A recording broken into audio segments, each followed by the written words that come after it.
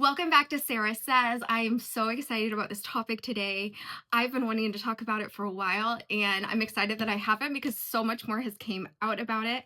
We are going to be talking about the Butler shooting. Yes, that shooting that hit Trump's ear or didn't hit Trump's ear, whatever you believe happened.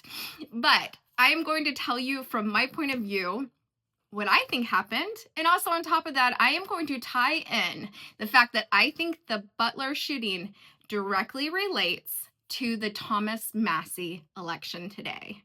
Seriously, this is going to be a wild ride, so buckle up. If you've been hiding under a rock and you have no clue about the Butler shooting or the people I'm about to talk about, do not worry, I'm going to catch you up. So first of all, we have to speak about a woman named Miriam Adelson. Now, if you do not know her, she was listed as the 35th richest person by Forbes magazine. She is a very, very, very influential woman. She was born in Israel, Tel Aviv to be exact. She now very heavily is involved in maybe the most, in my opinion, allegedly, involved in the elections today in America. She wants to do everything she can to make sure that Israel has influence in America. And I stand on that statement. So listen, who is she? Like I said, she was born in Israel. She is the widow to a man named Shelton Adelson. Now, she owns the Mavericks.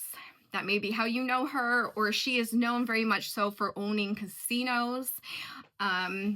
She owns the Sands in Las Vegas. She owns a lot of things, and I've been hearing whisperings that she's very much in owning a bunch in China now. I don't know why, who knows, probably trying to make Israel great again in China too.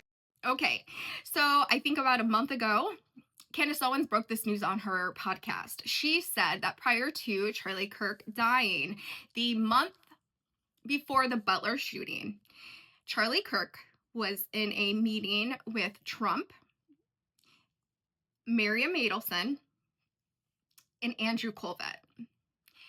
In this meeting, Miriam Adelson offered $100 million to the Trump campaign if Trump would guarantee her, if he was president, he would allow Israel to annex the West Bank.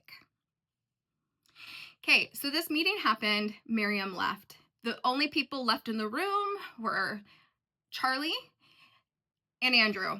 And Charlie says, Trump looked at him and said, I'm going to take the $100 million and then I'm going to F her over. Okay, so that is said. And now it's very important that you remember the three people that are left in this room. Charlie Kirk, Andrew Colvett, Trump. Now, if you want to not believe Candace that this was said, she has also said that prior to any of their relationship falling out with Charlie's death, Andrew Colvett also said to Candace, yes, this happened. So Andrew Colvett also said this happened. So a month later, what happens? Well, the Butler shooting happens. And let me tell you, my opinion, and this is my opinion, my podcast, I'm welcome to it. I believe that the shooting of his ear or not shooting of his ear or whatever it was, I believe that direct hit was a warning from the Adelsons. Do they have the ability to do this? They probably have the ability to do anything in this world. So that, and when Candace told the story, she said maybe that got back to her. What we did not know before then on her show that has just recently came out, that literally I have not talked to a person that knew this. Andrew Colvett.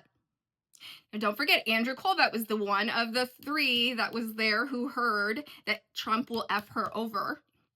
Prior to knowing Trump, we just found out through tax filings that Andrew Colvett was like a person that ran Miriam Adelson's foundation. Like her charity foundation was ran by Andrew Colvett. And I bet you Trump sure didn't know that. I mean, maybe he did, but I doubt it.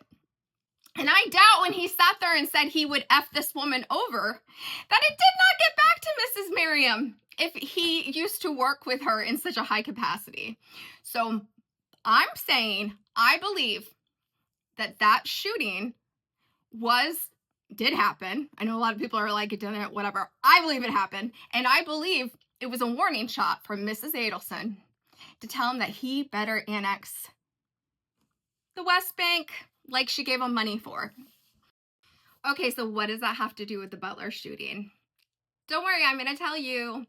So the reason I am so convinced that that was a warning shot from Miriam Adelson is because he has acted, in my opinion, so different since the Butler shooting. I feel like we have gotten 180 out of Trump. And I know that there are some of you cultists that are still left, but all of us who were actually for Make America Great Again can see that it has turned into Make Israel Great Again. Well, that being said, guess what? Miriam Adelson and her cronies have spent $32 million to try to get Thomas Massie's Congress seat taken by another Republican.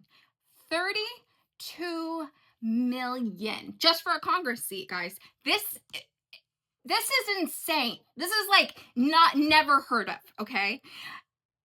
This is how bad they want anyone gone that is for Israel. That isn't for Israel, I mean.